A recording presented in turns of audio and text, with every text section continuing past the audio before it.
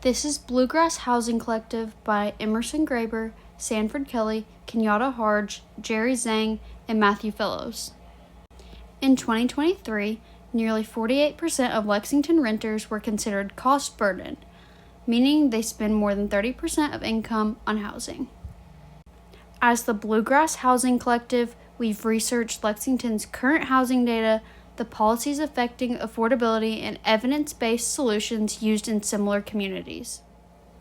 I would like to start off by talking about what the problem is, who it affects, and why it matters.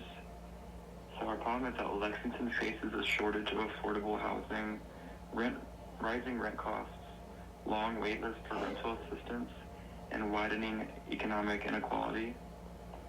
This affects a lot of people around the area of Lexington, such as students and young adults, low and moderate income families, seniors on fixed incomes, and service workers critical to Lexington's economy.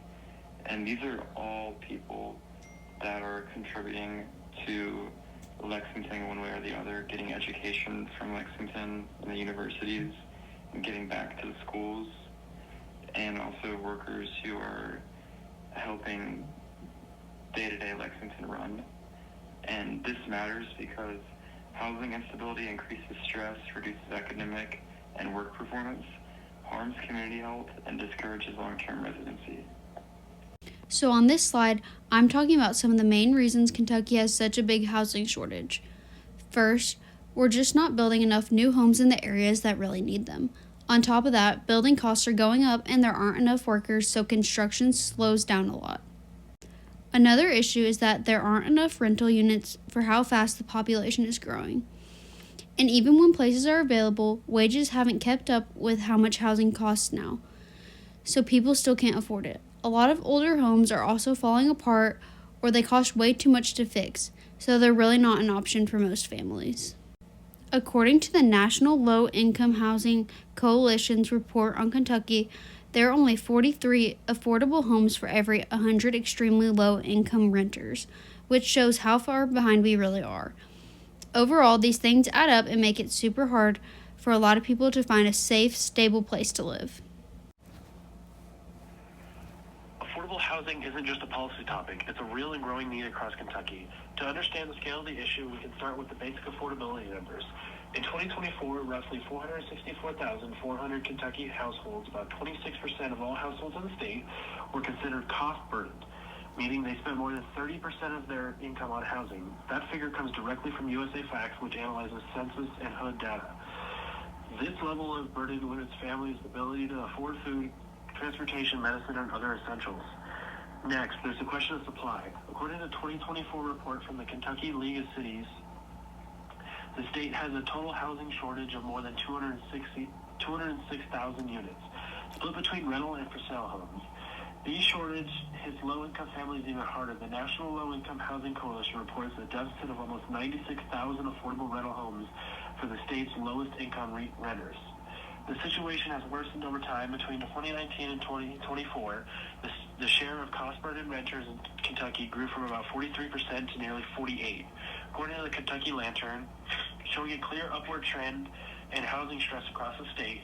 And finally, we see the consequences of rising homelessness. A 2024 federal homelessness report summarized by WDRB News shows Kentucky experienced nearly a 10% increase in homelessness between 2023 and 2024, a change directly tied to the lack of affordable homes. These numbers together show a system under pressure. Kentucky families are spending more, getting less, and facing greater instability. Make affordable housing not just a need, but a statewide priority. Here's what's happening across Kentucky because of the housing shortage. A lot of families are having to move far away from their jobs or good schools just to find a place they can afford. More people end up dealing with overcrowded or unstable housing because there just aren't enough options. Local economies feel it too. When workers can't afford to live nearby, businesses struggle to stay staffed. Students also deal with frequent school changes when their families have to move around, and that makes it harder for them to stay on track. Overall, communities are having a hard time attracting and keeping workers because of housing is so limited. According to a report shared on WKYT.com, Kentucky is short about 206,000 housing units across the state. That number shows how big the gap really is and why these issues keep getting worse. So all of these impacts, families moving, unstable housing, struggling businesses, and school changes all connect back to the same problem. We just don't have enough homes for people who need them. Next, we'll be showing the commercial that we made for this project. In communities all across Kentucky, families are struggling to find affordable places to live. Rising housing costs are making it harder for hardworking people to keep a stable home. Affordable housing gives Kentuckians the safety and stability they deserve.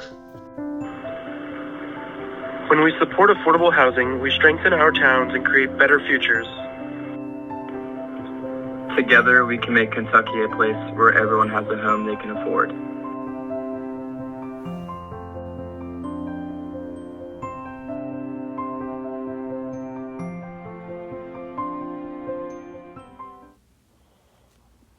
So our possible solutions are, one, we could increase city funding for affordable housing programs, such as the Affordable Housing Trust Fund.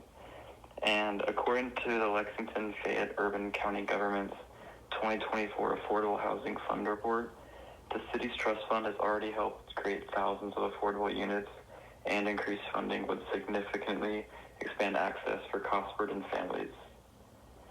A second solution that we have is we could reform zoning to allow more mixed-use and multi-family housing units, which would be really good because it's more opportunity for not only families but couples and single people to have more space to move into housing. And our third possible solution would be to expand partnerships between nonprofits, the University of Kentucky, and local developers to create student-supporting community housing. If these solutions are implemented, Kentucky would look very different in a positive way. First, we would see more affordable homes being built through the expanded tax credits, giving families real options instead of long waiting lists. Development would happen faster because streamlined zoning would be reduced to red tape to make it easier to build housing and what we actually need. On top of that, stronger partnerships between state, nonprofits, and private developers would help bring resources together instead of leaving groups to work in isolation. When these sectors collaborate, communities get more innovation, housing options, and better planning long-term stability. Altogether, these changes would create a Kentucky where housing is more accessible, more efficient to develop, and better supported across the board. But if these solutions are implemented, the situation will only get worse. The cost of living will continue rising and many families could be pushed farther and farther out of Lexington as housing becomes more harder to afford. We would also see increases in homelessness across many communities, not because the people aren't working, but because there simply aren't enough affordable places for them to live. And these pressures build up. And inequality deepens, making Kentucky a tougher place for families, workers, and students to build a more stable future.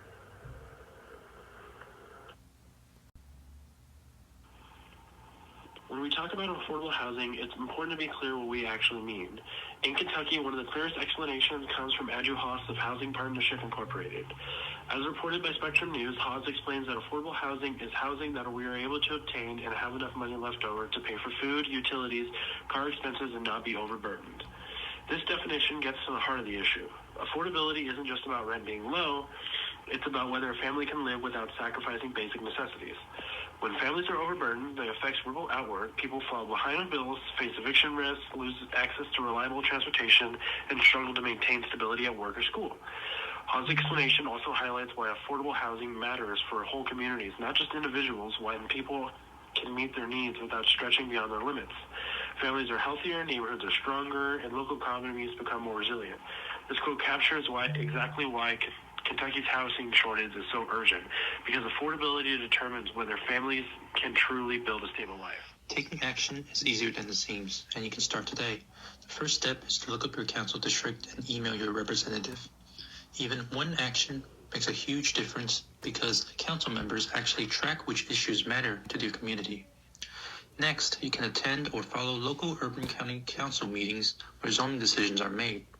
As CivicLex recently reported in a 2024 update, the council is actively reviewing housing needs and affordability studies, so public support right now matters more than ever.